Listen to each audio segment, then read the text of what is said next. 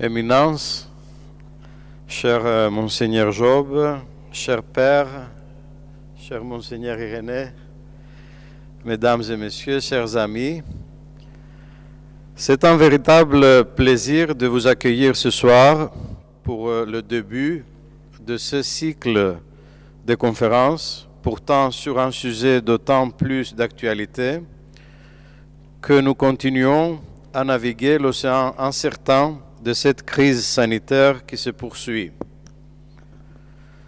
Dans la tradition théologique de l'Église orthodoxe, il existe un lien intime entre les maux de l'âme et de ceux du corps. La réponse à ces mots est la manifestation de la compassion et de la miséricorde de Dieu pour sa créature. Les lectures évangéliques de ces derniers dimanches sont une succession de miracles par lesquels le Christ apporte une consolation à la fois physique et spirituelle à ceux qui supplient sa miséricorde et sa bienveillance. De l'épisode des 10 lépreux à la guérison de l'aveugle de Jéricho, en passant par un dialogue inattendu avec la Cananéenne, sont autant de manifestations de cette compassion divine dont nous avons tant besoin. Mais derrière ce Dieu qui exauce nos prières se cache aussi un message plus profond. Leur guérison s'est toujours accompagnée d'une véritable conversion du cœur. Les prières de l'Église, ces sacrements qui tendent à manifester les réalités invisibles du royaume par des signes tangibles, sont la marque par excellence de l'économie divine du Seigneur venu donner sa vie pour la vie du monde. Aussi, pour nous entretenir de ces questions, nous avons le plaisir de vous accueillir à ce cycle mensuel de conférences. Ce soir, nous avons la joie et l'honneur de recevoir son éminence, l'archevêque Job de Telmessos, dont il n'est pas nécessaire de faire la présentation, tant il est un ami de notre métropole. L'archevêque Job est non seulement l'un des meilleurs théologiens du patriarcat œcuménique, il est aussi un ouvrier inlassable du dialogue œcuménique, notamment avec l'Église catholique romaine. Il est conférencier recherché internationalement. C'est ma joie de le recevoir ce soir afin d'ouvrir ce nouveau cycle de conférences. Son sujet ce soir portera sur pour la guérison de l'âme et du corps, l'onction des malades dans l'Église orthodoxe. Cher Monseigneur Job, nous avons hâte de vous entendre. Bonne conférence à toutes et à tous et merci de votre présence ce soir ici à notre cathédrale. Je remercie Monseigneur Dimitrios pour l'accueil et l'introduction et je le félicite aussi pour cette initiative de conférence mensuelle et le choix de ce thème maladie et guérison qui est véritablement un thème très actuel si on prend en compte la pandémie que nous vivons maintenant depuis 2 ans. J'ai choisi de vous entretenir ce soir de l'office du sacrement de l'onction des malades, puisque lorsque nous avons discuté du sujet avec Monseigneur Dimitrios, il n'a pas fallu réfléchir très longtemps de quoi pouvait parler un liturgiste lorsque on touche le thème de la maladie et de la guérison. Il était évident qu'il fallait que je présente le sacrement de l'onction des malades, qui est un sacrement bien aimé et connu dans l'Église, mais peut-être pas suffisamment bien compris. Comme vient de le dire Monseigneur Dimitrios, le thème de la guérison, de la maladie et de la guérison est omniprésent dans les évangiles, dans les 4 évangiles. Les évangiles rapportent une trentaine de guérisons effectuées par notre Seigneur Jésus-Christ au cours de sa vie publique. Pensons aux diverses guérisons d'aveugles, de paralytiques, de lépreux, de possédés, guérison de la femme courbée ou de la femme hémorroïs. Et ceci n'est pas fortuit. Ces miracles viennent d'une part souligner la messianité de Jésus de Nazareth. En effet, selon la prophétie d'Isaïe, je fais référence au chapitre 42 du livre d'Isaïe, le Messie qu'Israël attendait devait, entre autres, ouvrir les yeux des aveugles. En effet, le prophète Isaïe décrit ainsi la venue du Sauveur dans le chapitre 35 de son livre. « Alors s'ouvriront les yeux des aveugles, s'ouvriront les oreilles des sourds, alors le boiteux sautera comme un cerf, et la langue du muet éclatera de joie. » C'est dans cette perspective qu'il faut comprendre les miracles du Christ dans les évangiles, ainsi que les propos du Christ rapportés par l'évangéliste Luc au 7e chapitre de l'évangile de Luc.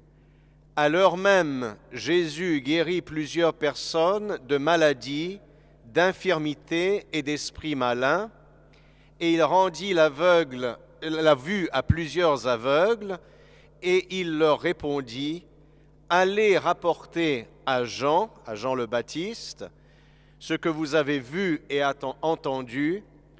Les aveugles voient, les boiteux marchent, les lépreux sont purifiés, les sourds entendent, les morts ressuscitent, la bonne nouvelle est annoncée aux pauvres. » Accomplissement des prophéties, messianité de Jésus-Christ.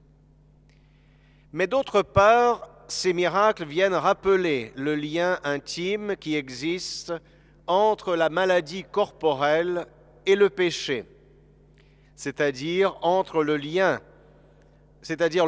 entre les infirmités du corps et celles de l'âme.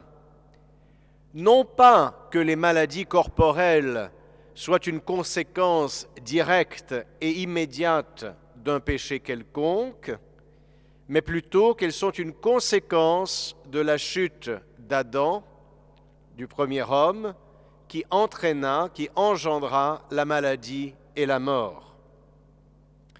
C'est ce qu'illustre le Christ lui-même à travers ses différents miracles de guérison.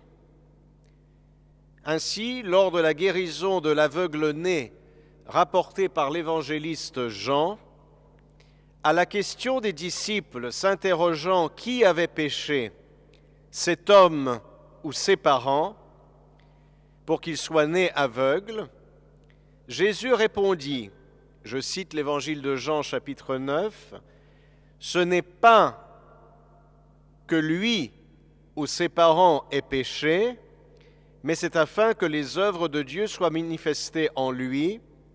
Pendant que je suis dans le monde, je suis la lumière du monde. » Commentant ce passage, le bienheureux Augustin d'Hippone écrit, je le cite, « C'est le genre humain qui est cet aveugle, car le péché, cette cécité a frappé le premier homme, dont nous avons tiré une origine, non seulement de mort, mais encore d'iniquité. Tout homme est né aveugle selon l'esprit. S'il voit en effet, il n'a pas besoin de guide, mais s'il a besoin de quelqu'un qui le guide, et l'illumine, c'est donc qu'il est aveugle de naissance. De même, le miracle de la guérison du paralytique, décrite par l'évangéliste Marc, souligne le lien intime entre l'état de péché dans lequel se trouvait l'humanité depuis la chute d'Adam et la guérison physique. Voyant la foi de ceux qui lui présentaient le paralytique, le Christ dit à ce dernier : « Mon enfant, tes péchés sont pardonnés. » Mais voyant l'étonnement des scribes qui ne l'avaient pas reconnu comme Dieu incarné et considéraient donc ces paroles comme un blasphème, Jésus répond : « Afin que vous sachiez que le Fils de l'homme a sur la terre le pouvoir de pardonner les péchés, je te l'ordonne, lève-toi, prends ton lit et va dans ta maison. » Ayant à l'esprit que la maladie et la mort sont présentées par l'Écriture sainte comme une conséquence du péché du premier homme, il est dès lors compréhensible que le mystère du salut nous soit présenté dans les évangiles comme une guérison du corps et de l'âme, comme une délivrance des maladies corporelles et des maladies spirituelles. Le Fils de Dieu ne s'est pas incarné uniquement pour racheter l'humanité du péché, mais pour la guérir, pour la délivrer de ses infirmités corporelles et de surcroît spirituelles. Dès lors, nous comprenons mieux que dans la tradition de l'Église orthodoxe, la guérison des maladies corporelles ne soit jamais séparée de la guérison des maladies spirituelles. De plus, puisque c'est le péché des premiers parents qui entraîna la corruption de toute la création, le salut de l'homme, le salut du monde se réalise à travers la guérison corporelle et spirituelle de l'humanité. Et de ce fait, si la maladie est liée au péché, la guérison et le repentir vont aussi de pair. Les évangiles soulignent également que le Christ transmit le charisme d'opérer la guérison et de remettre les péchés à ses apôtres. Nous lisons en effet dans l'évangile de Marc, je cite le passage du chapitre 6. « Alors il appela les 12 et il commença à les envoyer 2 à 2 en leur donnant pouvoir sur les esprits impurs. Ils partirent et ils prêchèrent la repentance, ils chassaient beaucoup de démons et ils oignaient d'huile beaucoup de malades et les guérissaient. » Ils oignaient d'huile beaucoup de malades et ils les guérissaient. Ce charisme de guérir les maladies et de remettre les péchés fut de nouveau transmis par les apôtres à leurs successeurs, les évêques et les prêtres de l'Église, comme en témoigne l'épître de Jacques. Je cite l'épître de Jacques, chapitre 5. « Quelqu'un parmi vous est-il malade, qu'il appelle les presbytres de l'Église et qu'il prie pour lui, en l'oignant d'huile au nom du Seigneur, et la prière de la foi sauvera le malade, et le Seigneur le relèvera. Et s'il a commis des péchés, ils lui seront pardonnés. » Remarquez de nouveau le lien entre pardon des péchés et guérison des maladies et l'usage de l'huile pour guérir les malades. L'utilisation de l'huile comme matière et signe pour guérir les maladies et pardonner les péchés peut facilement s'expliquer du fait que les vertus thérapeutiques des huiles végétales étaient bien connues dans l'Antiquité. D'abord en Égypte, où l'on faisait macérer des plantes aromatiques dans des huiles végétales afin d'obtenir des huiles parfumées. Ces huiles essentielles furent vite intégrées dans les cérémonies religieuses Et de même, les Babyloniens utilisaient des huiles essentielles pour chasser les esprits mauvais. Après sa conquête de l'Égypte, Alexandre le Grand importa l'usage des huiles essentielles en Grèce et partout dans l'Empire, où elles furent incorporées à la médecine antique. Ainsi, par exemple, Hippocrate mentionne dans son ouvrage des aphorismes l'utilisation de la macération de romarin et de sarriette dans de l'huile pour éviter la propagation des maladies. Aristote confirme l'usage thérapeutique de l'huile et recense plus de 500 huiles essentielles utilisées en médecine. Son élève, Théophraste, en décrit toutes les utilisations possibles dans son Histoire des plantes. C'est ainsi que l'utilisation de l'huile à des fins thérapeutiques se répandit partout dans l'Empire romain. Ayant cela à l'esprit, nous comprenons mieux le passage de la parabole du bon samaritain dans l'évangile de Luc au chapitre 10, où le Christ raconte l'histoire d'un samaritain qui s'arrête sur la route sinueuse entre Jérusalem et Jéricho pour prendre soin d'un homme tombé aux mains des brigands. Il dit qu'ayant vu cet homme gisant sur le chemin, le Samaritain fut ému de compassion, s'approcha et banda ses plaies en y versant de l'huile et du vin. Ayant raconté la parabole, le Christ interroge le docteur de la loi en lui demandant lequel des personnages de la parabole a été le prochain de celui qui était tombé au milieu des brigands. Ce dernier répond, c'est celui qui a exercé la miséricorde envers lui. Nous trouvons dans ce passage un jeu de mots en grec ancien entre l'huile, éléon, et la miséricorde, éléos. Éléon, éléos. Huile, miséricorde. Ceci explique pourquoi l'Église, dans sa ritualité sacramentelle, utilise l'huile pour signifier la miséricorde divine.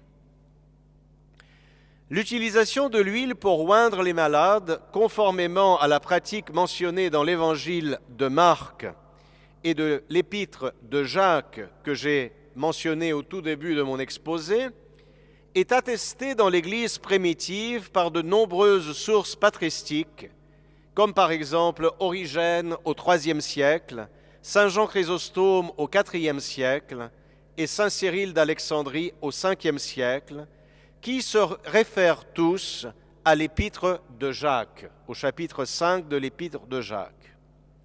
Par exemple, Saint Jean Chrysostome écrit dans son dialogue sur le sacerdoce que les prêtres n'ont pas seulement l'obligation d'imposer des pénitences sur les fidèles pour les guérir de leurs péchés, mais ont aussi le devoir de prier pour la guérison des malades. Je cite Saint Jean Chrysostome. En effet, écrit-il, ce n'est pas seulement pour infliger une punition, mais aussi pour faire du bien que Dieu a donné aux prêtres une puissance plus grande qu'aux parents selon la chair. Entre les uns et les autres, donc entre les prêtres et les parents selon la chair, la différence est aussi grande qu'entre la vie présente et la vie future. Car les uns, les parents selon la chair, engendrent à la première, à la vie présente, les autres, les prêtres, à la seconde, c'est-à-dire à la vie future. Ceux-là, les parents selon la chair, ne sauraient écarter la mort physique et ne sont pas assez forts pour guérir une maladie.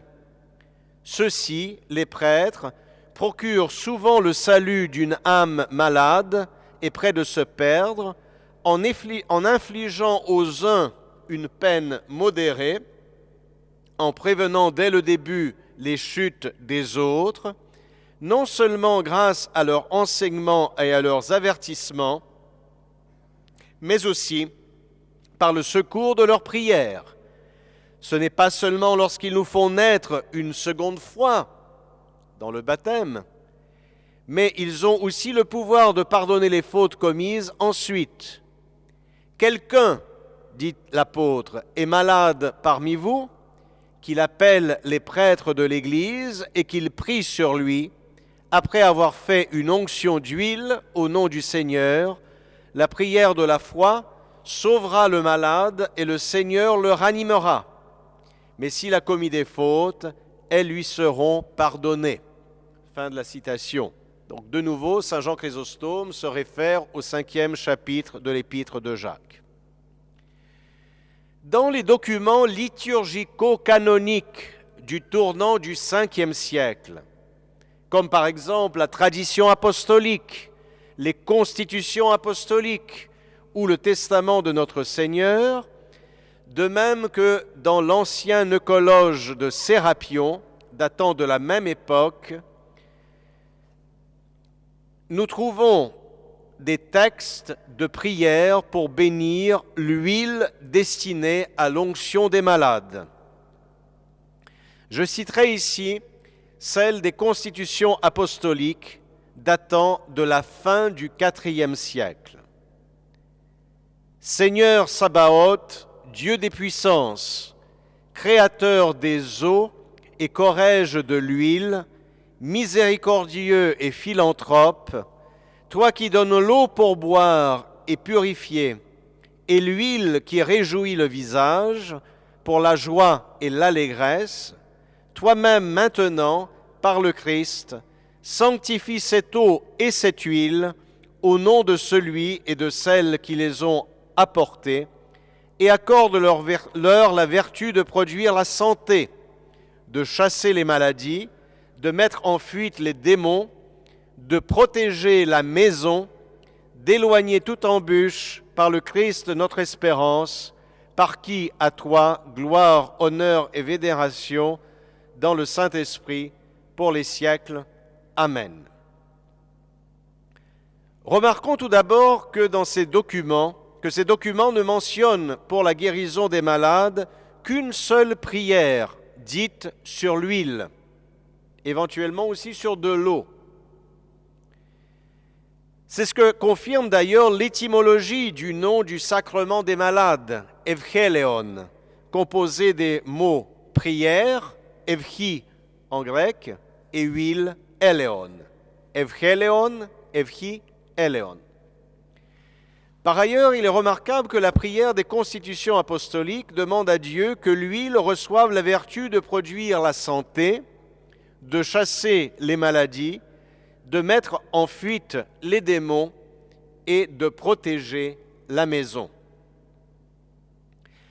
La prière contenue dans l'Eucologe de Sérapion, datant du IVe siècle, en plus de demander la guérison des maladies, implore en outre la rémission des péchés, l'intégrité de l'esprit, de l'âme et du corps, afin que soit glorifié le nom de Jésus-Christ, qui pour nous a été crucifié et ressuscité, qui a porté nos maladies et nos faiblesses, et qui viendra juger les vivants et les morts.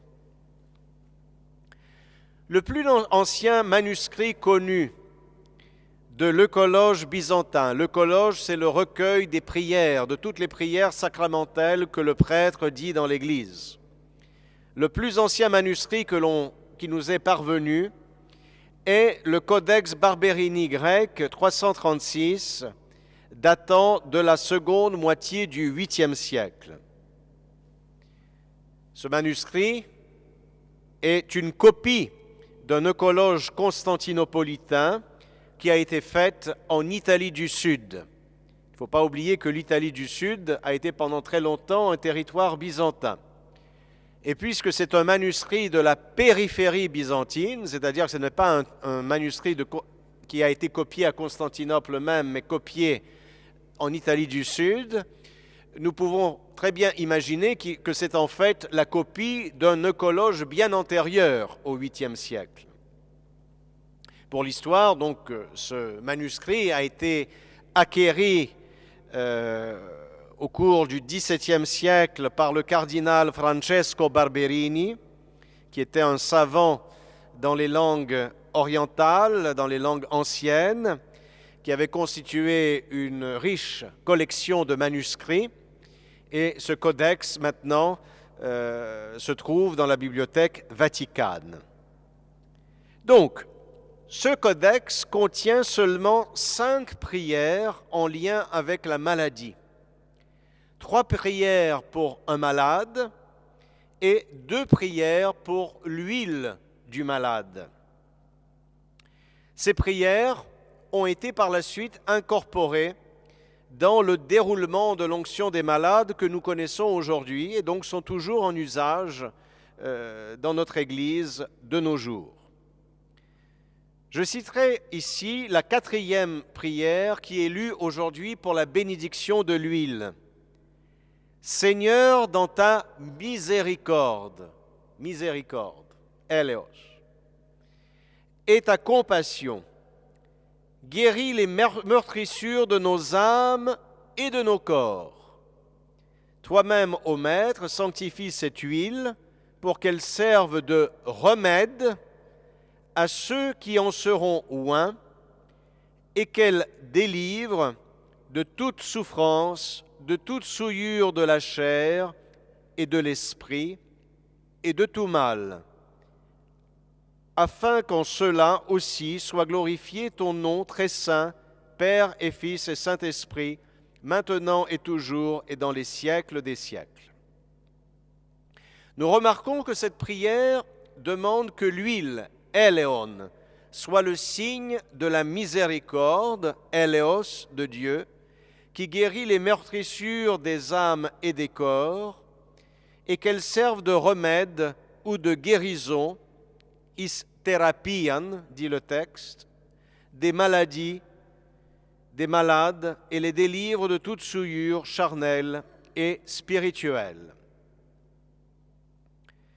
Par ailleurs, la première prière de ce codex est aussi très significative et elle deviendra celle que le prêtre utilise dans l'office de l'onction des malades que l'on utilise de nos jours pour accompagner le rite de l'onction. Je cite cette prière très ancienne.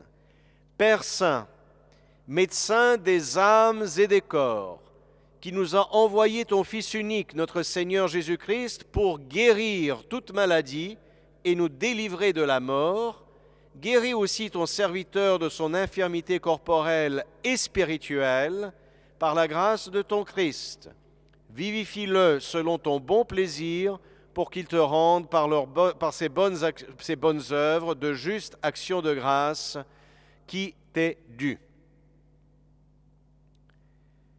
Cette prière s'adresse à Dieu le Père, comme au médecin des âmes et des corps, et rappelle que le mystère du salut réalisé par l'incarnation du Fils unique avait pour but de guérir toute maladie et de délivrer de la mort. Toutefois, cet ancien manuscrit liturgique ne nous dit rien quant à l'usage qui est fait de cette huile. Est-elle administrée par un prêtre ou par le malade lui-même? Est-elle réservée à l'usage du prêtre pour qu'il l'administre au malade ou est-elle distribuée aux laïcs pour qu'ils l'emportent avec eux à la maison pour s'en oindre en cas de maladie? Est-elle administrée en lien avec la célébration de la divine liturgie ou indépendamment de la divine liturgie? Est-elle utilisée dans l'Église ou à la maison? L'utilise-t-on pour une onction ou peut-on aussi la boire? Oui, il y a certains témoignages, notamment en Occident, que l'huile des malades était bue comme médicament. Mais un autre manuscrit liturgique très ancien, datant du début du XIe siècle, un manuscrit constantinopolitain ayant appartenu au prêtre Stratigios de la grande église du Christ et qui est aujourd'hui conservé ici à Paris, non pas à notre métropole, mais à la Bibliothèque nationale de France, le fameux Eucologe Qualin 213,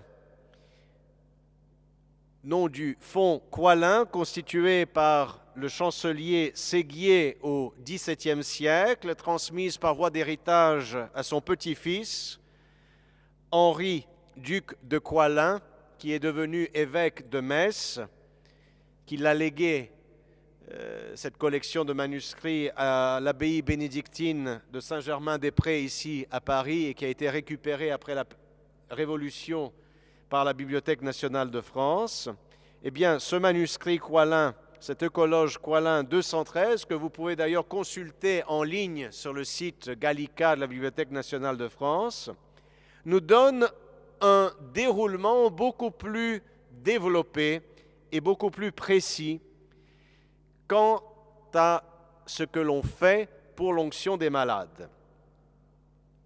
Ce manuscrit nous dit que le malade doit assister à la divine liturgie durant 7 jours d'affilée, célébrée par 7 prêtres différents. Il assiste à la divine liturgie en tonaotis ikias, dans l'église de la maison, que l'on interprète communément comme étant soit une chapelle domestique, soit l'église ou la chapelle située à proximité de la maison. Le manuscrit précise qu'après la divine liturgie, les prêtres se rendent à la maison du malade, où est lue la prière « Père Saint, médecin des âmes et des corps » que je viens de lire tout à l'heure, puis ils oignent le malade ainsi que toutes les personnes présentes. Le malade et toutes les personnes présentes dans la maison, en faisant un signe de croix avec l'huile sur le front, la poitrine et les mains, et en faisant aussi des onctions sur chaque porte de la maison et de la cuisine. Le manuscrit est très précis.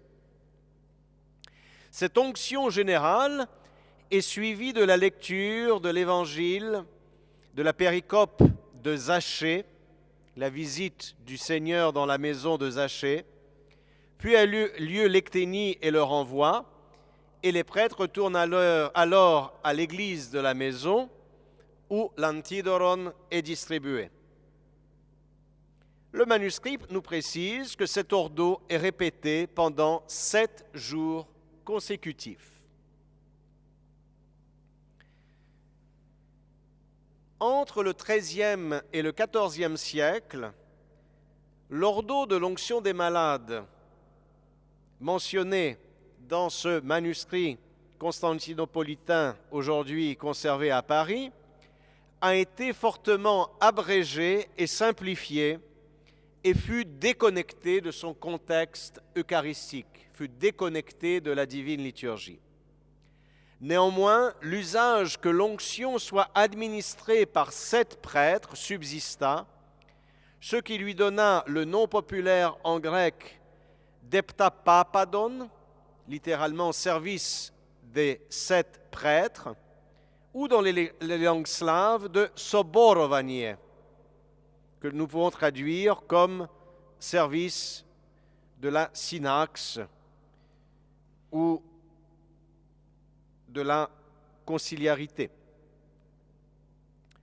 Il en résulta le déroulement que nous connaissons aujourd'hui, qui prévoit que l'office soit célébré par 7 prêtres, qu'il inclut 7 lectures de l'apôtre, 7 lectures de l'Évangile, 7 prières et 7 onctions. Ces 7 lectures bibliques et ces 7 onctions sont le vestige de l'ancienne pratique qui prévoyait la célébration de la divine liturgie pendant 7 jours consécutifs par 7 prêtres différents, chaque célébration de la divine liturgie étant suivie par une onction du malade. Commentant cet office au tournant du XVe siècle, saint Siméon de Thessalonique, dont le père Sébastien Garnier nous parlera plus en détail le mois prochain, écrit, je cite saint Siméon, que l'Evangélion a été transmis comme une célébration sacrée et une figure, typos, de la miséricorde divine pour la purification et la sanctification de ceux qui désirent être délivrés de leurs péchés.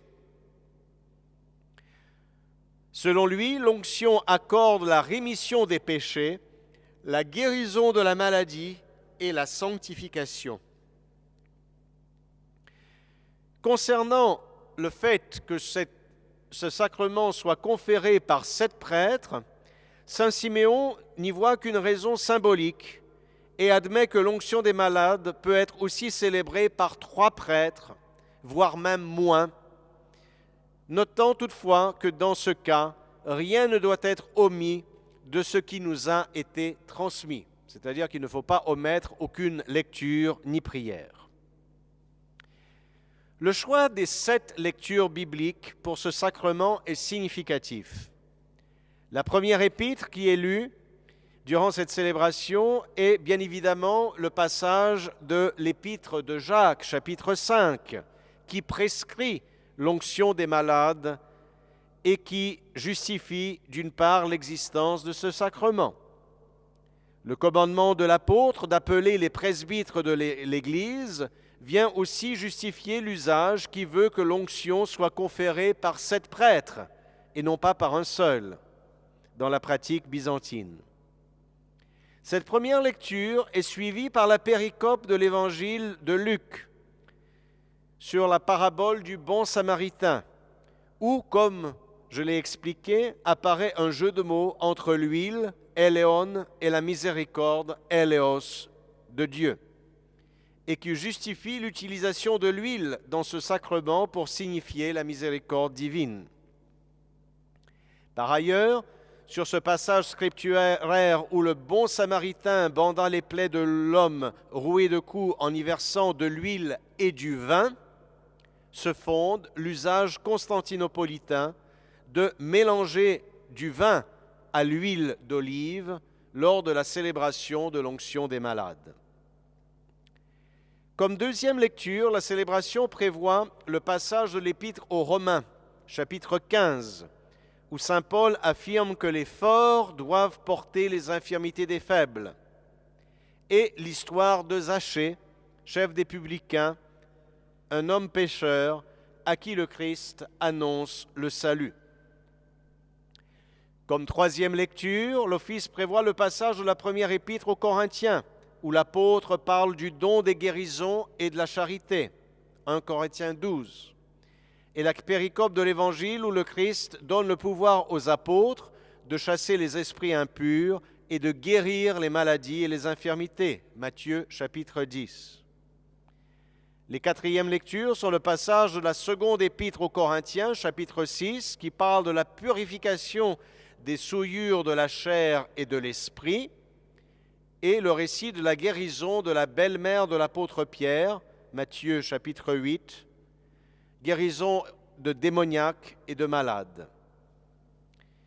Comme cinquième lecture, il est prévu le passage de la seconde épître aux Corinthiens, chapitre 1, qui évoque la prière qui délivre de la mort, et la parabole des vierges sages, Matthieu chapitre 25, qui, ayant gardé leur lampe à l'huile allumée, allèrent à la rencontre du Christ époux.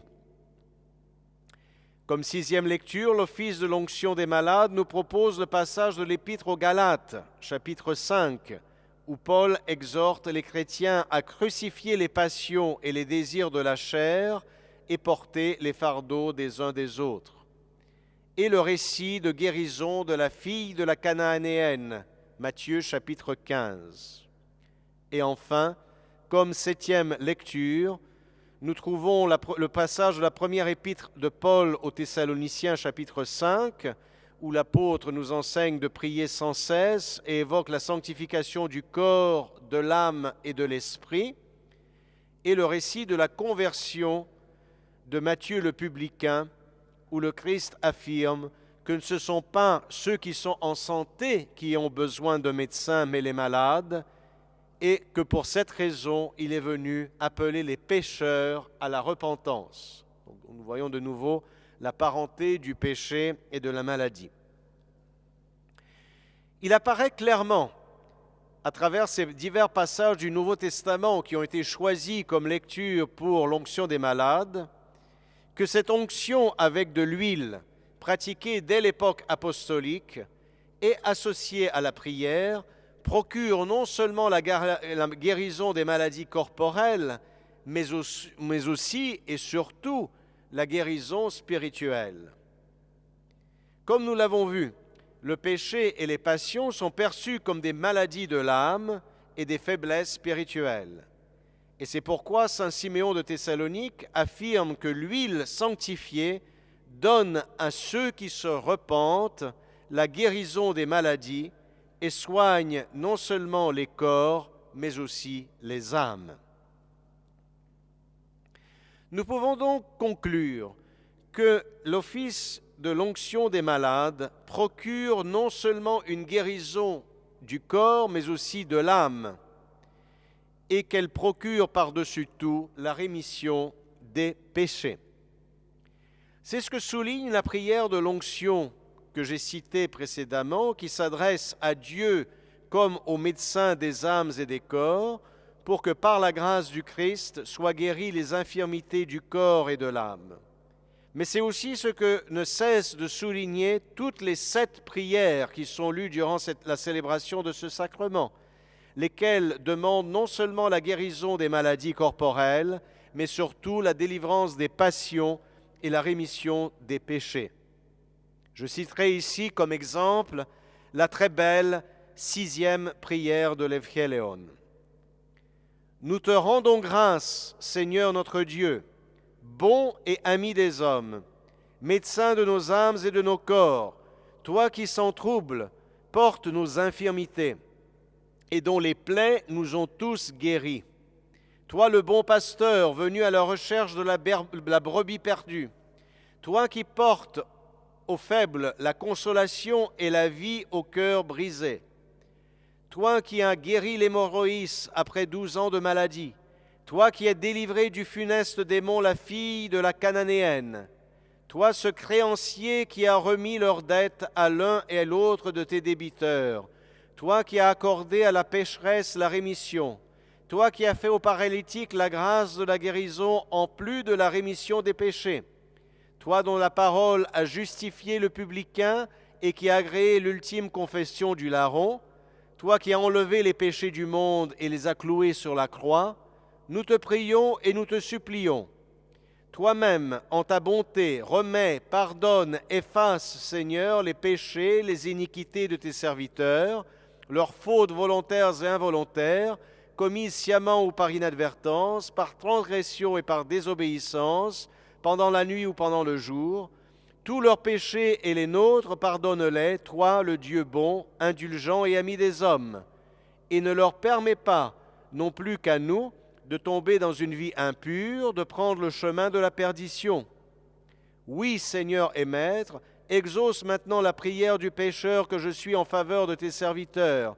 En ta digne indulgence, détourne ton regard de toutes leurs fautes, arrache-les au châtiment éternel, emplis leur bouche de ta louange, ouvre leurs lèvres pour la glorification de ton nom, tends leurs mains vers l'accomplissement de tes préceptes, dirige leurs pas vers le cours de ton évangile, et par ta grâce, affermis leurs membres et leur esprit.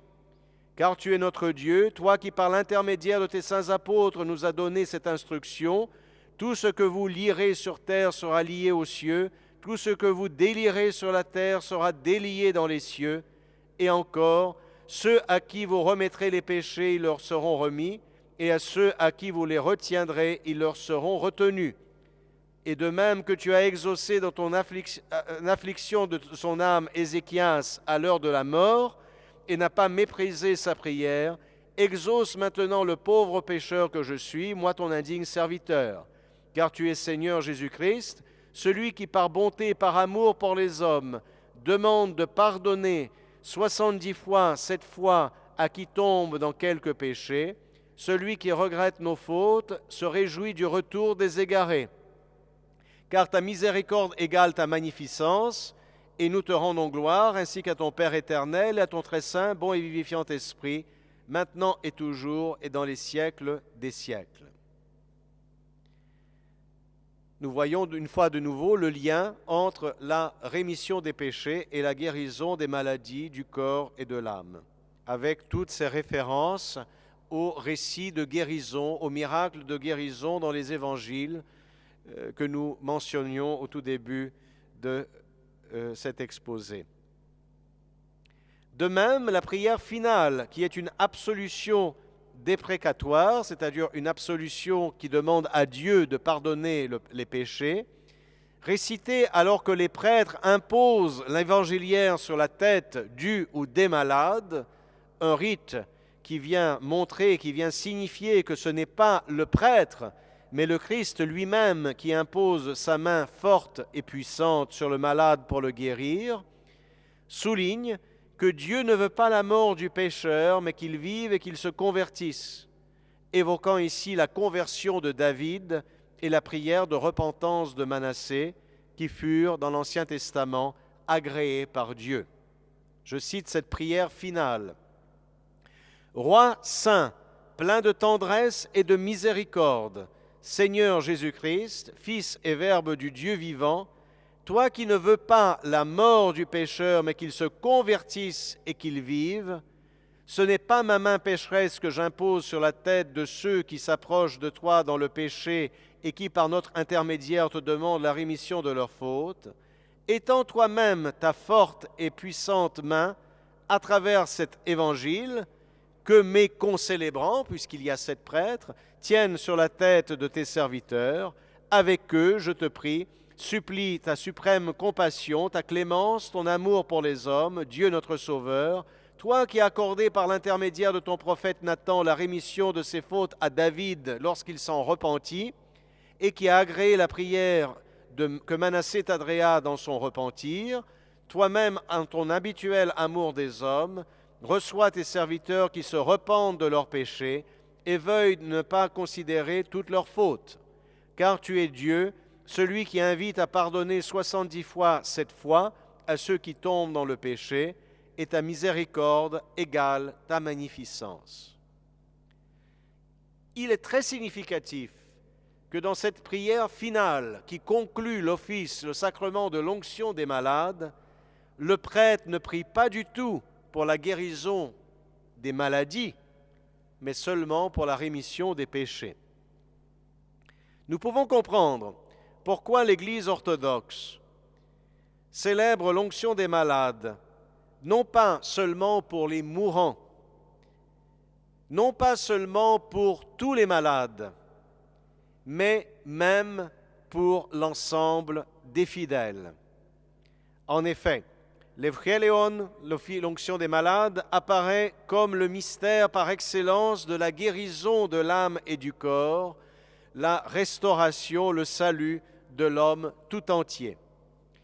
Et ceci explique pourquoi, selon la pratique décrite dans l'ancien eucologe du XIe siècle, aujourd'hui conservé à Paris, le Coislin 213, non seulement le malade était oint avec l'huile, mais aussi toutes les personnes présentes, ainsi que les murs de la maison. Ceci explique également la pratique de célébrer la Sainte Onction pour tous les membres de l'Église pendant le Grand Carême. Comme l'atteste cet ancien manuscrit byzantin, le Coislin 213, qui prévoyait de la célébrer 2 fois durant le Grand Carême, le premier samedi, le samedi de Saint Théodore, le Tyron, et puis le 6e samedi, le samedi de Lazare. La pratique contemporaine la plus courante est de célébrer l'onction des malades durant la grande semaine, le mercredi saint après-midi. Cette pratique est liée à la thématique développée dans l'hymnographie du Triode de ce jour, en lien avec la lecture de l'Évangile aux Vêpres, rappelant l'onction du Christ par une femme pécheresse. Extrait, péricope, passage de l'Évangile selon Matthieu, chapitre 26. Saint Siméon de Thessalonique interprète ce passage comme ayant été accompli pour la guérison de la nature humaine que le Christ avait assumée. Voilà ce que je voulais partager avec vous ce soir, vous montrer ce lien entre guérison corporelle, guérison spirituelle, guérison des maladies, rémission des péchés, et montrer comment aujourd'hui ce sacrement de l'onction des malades, qui est célébré non seulement pour les malades à la maison ou à l'hôpital, mais aussi dans l'Église pour tous les fidèles durant la grande semaine, récapitule ou manifeste cette guérison de la nature humaine que le Christ a opéré, ce salut que le Dieu fait chair est venu accomplir ici sur la terre. Je vous remercie pour votre attention et peut-être que s'il y a quelques questions, nous pourrons prendre quelques minutes pour répondre à d'éventuelles questions. Voilà. Est-ce que la pandémie que nous vivons maintenant depuis 2 ans est-elle une chance, une opportunité? Est-ce que c'est un défi? Comment l'approcher? Eh bien, je pense que d'une part, nous avons pensé avec Monseigneur Dimitrios justement le thème de la maladie et de la guérison comme pour ce cycle de conférences durant cette année, justement en lien avec la pandémie. Comment le vivre, comment le penser, comment y faire face. Et je dirais ici 2 choses. Ce n'est pas donc évidemment les autres conférenciers qui présenteront différents aspects du thème général dans les conférences suivantes pourront développer encore davantage, approfondir tel ou tel aspect des choses. Mais je voudrais dire ce soir, à la fin de cette première conférence, de ce cycle de conférences, 2 choses. Premièrement, ce n'est pas la première épidémie, ce n'est pas la première pandémie, ce n'est pas la première épidémie que l'humanité traverse. Si on regarde à Byzance, à l'époque byzantine, il y a eu énormément d'épidémies. Et l'Église a répondu à ces épidémies de deux manières. La première réponse, c'était de considérer l'épidémie comme une occasion de repentir. L'épidémie, que ce soit une épidémie de maladie ou que ce soit un tremblement de terre ou que ce soit quelque autre malheur qui nous arrive, doit être compris comme un appel au repentir. Alors, aujourd'hui, on dirait, l'homme d'aujourd'hui va dire, mais en quoi dois-je me repentir? Ce n'est pas de ma faute, je ne suis pas responsable de l'épidémie. Mais on le voit non seulement à cause de l'épidémie, mais nous voyons entre autres aussi avec la crise écologique que nous traversons, que tous les problèmes de l'environnement sont causés par le mauvais usage que l'homme fait de la création. Donc, nous sommes appelés au repentir. C'est la première réponse que l'Église orthodoxe a toujours donnée, même à des époques antérieures, lorsqu'elle traversait des périodes de pandémie, d'épidémie, ou traversait des malheurs. Donc, un appel au repentir. Et nous avons vu la place omniprésente qu'occupe la rémission des péchés et le repentir dans les prières de l'office d'onction des malades, qui ne demande pas simplement la guérison des maladies, mais insiste beaucoup sur le caractère de pardon des péchés et insiste beaucoup sur le thème du repentir. Et voilà la deuxième chose que je voulais dire, c'est que la deuxième réponse que l'Église a donnée par temps de pandémie, c'était d'avoir recours aux sacrements de l'Église.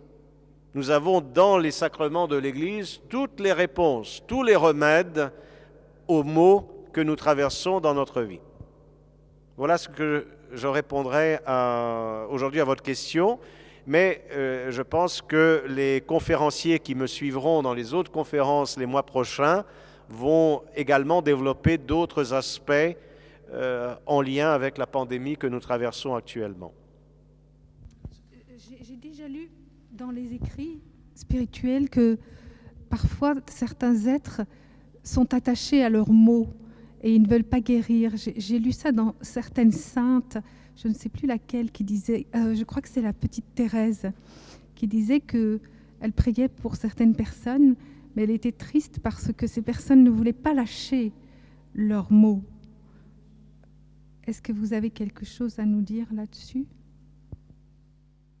Alors, je dirais peut-être que ce n'est pas tellement qu'ils ne voulaient pas guérir, qu'ils acceptaient dans l'humilité la maladie, ils acceptaient par humilité la maladie et qu'ils voyaient dans la maladie un moyen de se repentir ou un moyen de se transformer.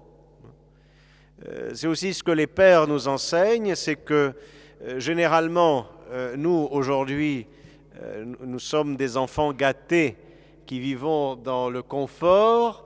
Chaque fois qu'il nous arrive une épreuve, la première chose qui nous vient à l'esprit, c'est presque de nous plaindre à Dieu pourquoi nous traversons telle ou telle épreuve. Combien de fois avons-nous entendu, voilà, que ce soit par des athées ou même par des croyants, qu'est-ce qu'il fait votre Dieu qu'il n'arrête pas la pandémie? Mais ce n'est pas du tout dans cet esprit que les pères nous enseignent. Les pères nous disent, chaque fois que nous sommes éprouvés, rendez grâce à Dieu. Pourquoi? Ils nous disent, parce que Dieu vous a visité. Alors cela nous paraît paradoxal, parce que nous, on aimerait que les visites de Dieu nous apportent du bonheur, de la joie, du réconfort et du bien-être. Mais en quoi les pères considèrent que les épreuves sont des visites de Dieu dans notre vie? Eh bien, ce sont des visites de Dieu dans notre vie parce qu'à travers ces épreuves, Dieu nous corrige et nous rend meilleurs. Et c'est dans ce sens que la plupart des saints ont toujours supporté avec humilité et patience l'épreuve de la maladie et ont rendu grâce à Dieu de les avoir visités et par cette épreuve et de les avoir amenés au repentir, de les avoir corrigés, de leur avoir donné l'occasion de devenir meilleurs. Oui, Nathalie? À la fin de votre présentation, vous avez mentionné l'interprétation de Saint Siméon de Thessalonique sur, si j'ai bien compris, l'onction par la femme des pieds du Christ. Voilà. Est-ce que vous pourriez juste un tout petit peu développer sur son interprétation qui semble à la fois belle et surprenante? Nous avons, dans les évangiles, nous avons trois passages, il y a trois passages différents qui évoquent l'onction des pieds du Christ par une femme qui vient oindre les pieds du Christ et qui les essuie avec ses cheveux. Bon. Les exégètes peuvent discuter, est-ce qu'il s'agit du même épisode ou pas? Est-ce qu'il s'agit du même événement dans la vie du Christ rapporté différemment par 3 évangélistes? Siméon de Thessalonique distingue les 3, disant que ce sont 3 événements à distinguer, que ce n'est pas le même événement, ce n'est pas la même personne. Et il dit qu'il y a eu d'une part les onctions du Christ avec de l'huile, que c'était d'une part des femmes qui avaient fait cela avant la passion du Christ pour embaumer son corps en prévision de sa mort et de son enterrement. Et il prend à part le passage de l'évangile de Matthieu 26, où c'est une femme pécheresse qui vient oindre les pieds du Christ et les essuyer avec ses cheveux, pour dire que, voilà, il fait une interprétation allégorique de ce passage en disant que, voilà, c'est le fondement de l'onction des malades. Que le Christ, dans ce passage, reçoit l'onction des malades. Non pas que le Christ lui-même soit malade, il est le médecin des âmes et des corps, mais le Christ a porté sur lui toutes nos infirmités et qu'il a porté sur lui toutes les maladies de l'humanité. Le Christ récapitule toute l'humanité malade et donc reçoit à travers cette onction l'onction des malades.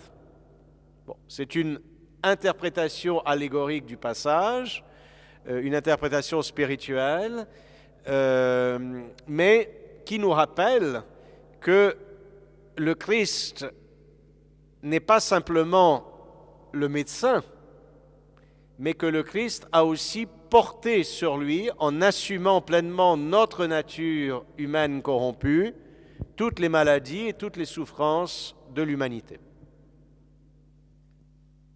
Nous sommes tous éprouvés, que ce soit la maladie ou il n'y a pas de vie sans épreuve. Mais c'est spécialement la maladie sur laquelle les pères insistent. Est-ce que les gens malades, depuis très longtemps, devraient demander qu'on vienne dans la maison pour avoir l'onction d'huile et de la cuisine, et j'aime beaucoup cette idée, et de toute la maison? Est-ce qu'on peut demander, est-ce que c'est un usage, en dehors de bénir la maison à la théophanie, est-ce qu'on peut demander ça, ou est-ce que c'est toujours en pratique? Absolument. L'onction des malades peut être pratiquée non seulement à l'église, mais les prêtres vont dans les maisons, vont dans les hôpitaux, célébrer l'onction des malades pour les personnes qui le demandent. Voilà. Donc c'est tout à fait en usage. Et donc c'est pourquoi je disais tout à l'heure que je voulais vous parler ce soir d'un sacrement qui est à la fois connu, enfin tout le monde, je pense, a entendu parler de l'onction des malades, de l'Evangelion, ne serait-ce qu'au catéchisme, mais malheureusement c'est un sacrement peut-être, bien qu'il soit connu, qui reste d'une certaine manière méconnu. On ne tire pas suffisamment profit de ce don que Dieu nous a donné par l'intermédiaire de l'Église.